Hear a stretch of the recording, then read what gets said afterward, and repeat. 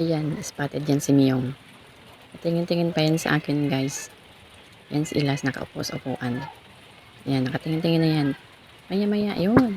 Nahalapit na yan sa akin. Alam niyo kung ano yung gagawin niya? Kasi lagi talaga niyang ginagawa yan. Yan, ang magpapakalong. Yan, lagi niyang ginagawa. At magmamassage na yan siya. Ayan, o. Napakalambing talagang pusang ito. Yan, lagi ginagawa niya. At yung isa, hindi pa ha. Yung isang si Ilas, nakaupo doon. Yung black. Yan, isa din yan. Papatong na yan maya-maya. Papakalong na yan. Ay, may isang batang nagsiselos ah. Pakya. Yun oh. Andyan na si Ilas. Dalawa na yan sila.